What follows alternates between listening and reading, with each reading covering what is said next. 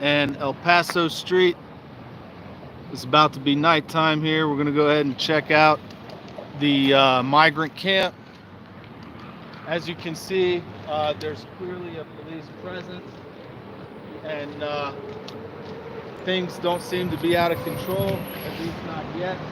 But we're going to go ahead, we're going to tour. We're going to go ahead and tour the migrant camp. We're going to see what it looks like, see if it's changed any since last time. And yeah, so let's go ahead and let's go for a walk. All right, let's go with me. So I want to give a shout out to The Time Is Near. He's sponsored this live stream tonight. He donated, he bought me 3 coffees for this live stream. And so I said, all right, we'll go ahead and we'll come down here at nighttime. So as you can see, the police just booked it. I don't know, they're probably just going around the block. But you know, guys, the reason why I downplay this, and you know, this is for the people who haven't been subscribed to my channel for any amount of time. You know, the people that subscribe to my channel, they know I don't stand for power grabs and things like that. You know, Mayor Oscar Leeser, he's the mayor of El Paso, and on May 1st, he declared a disaster in El Paso because of a bunch of people crossing the border. Well, when he declared the disaster, he gave himself emergency powers to quarantine the city, to lock down the entire city, and to implement emergency health measures. Now, what did he mean by emergency health measures, right? We just went through a pandemic, and they were trying to get everybody to take this gene editing serum, right? And a lot of us said no. You know, about 50% of the country said no, right? So he said that this is a disaster, okay? But you know, in order to declare a disaster, usually there has to be some kind of catastrophic event that causes a massive destruction of property or a massive loss of life.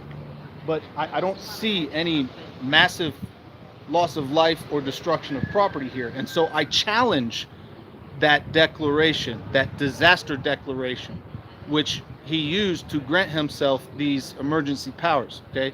This is the whole reason why I downplay the situation the way that I do, right? It's a double-edged sword, okay? While yes, there are problems associated with things that are going on, right? But we have to look at the long-term ramifications of the powers that they want to grant themselves because of the disaster declaration. Does this look like a disaster to you? How you doing? You speak English? Speak English? You want to be for a live stream? I'm from Venezuela. Oh, you from Venezuela? Okay, you came here from Venezuela. You going to work? What you come here for? Do you wanna stay here? No English. No English. Okay. All right. Well, welcome. Do you want to say anything for the camera? In español? Sí. Sí. Okay. Gracias. Okay. All right. So it doesn't look like Skid Row, as you can see. We'll go ahead and take a quick walk around. Just some people sleeping, some people camping out, looking like you know, they might be waiting for their bus. But yeah.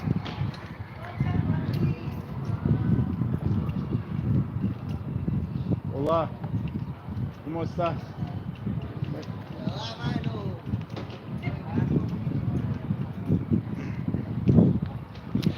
But there are things that we need to focus on, like the central bank digital currency and World Health Organization trying to usurp authority over people's bodies, right?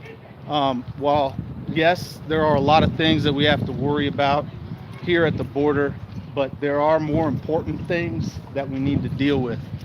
I'm not saying that this isn't important, but you know, like I said, we need to keep track of, you know, who is trying to grab power and take our rights away, and for what reasons, right? And are those reasons legitimate, right? Now, this is what Oscar Leeser is calling a disaster right here, okay?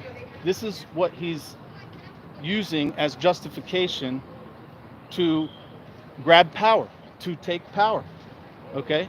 To have the authority to institute quarantines citywide, okay? Chapter 418 of the Texas Code requires him, before he declares an emergency, to designate the zone that the disaster has occurred in or will occur in, okay? And he did not do that. It's citywide. And because of that, he granted himself the authority to institute quarantines citywide and implement curfews citywide. He didn't specify any zone. So I ask you again,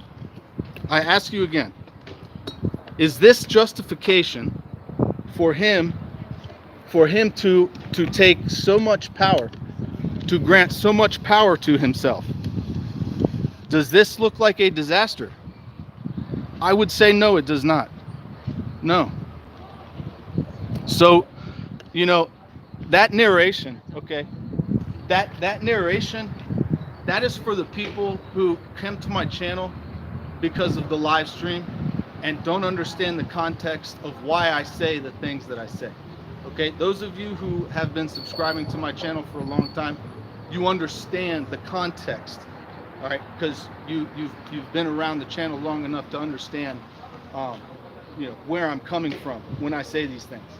Well, yes, we do have to worry, about our potential adversaries coming through and wanting to do us harm, but it doesn't seem to be the case right now. The disaster that Oscar Leeser has declared here does not seem legitimate, in my opinion. Now, if you're concerned about our adversaries crossing the border, take that up with CBP, DHS, and the federal government, right? Because it's their job to do that, to take care of that problem. But here, everything looks fine. Porta potties, sanitation. El Paso PD is doing a fantastic job. They have hand washing stations here. They've got trash cans, everything they need, right? And they're getting a bus to go where they want to go. Okay. So, don't be afraid, guys. There's no disaster here. Okay. I'm not seeing it. All right. So, anyways, I think that's probably going to be it for the live stream. We'll go over here and make sure the parking meter doesn't run out. But once again, I want to thank The Time Is Near for sponsoring this live stream. And like I said, guys, there's a lot of things to worry about right now. But as far as a disaster in El Paso, I'm not seeing it, at least not yet. I'm not saying it can't happen.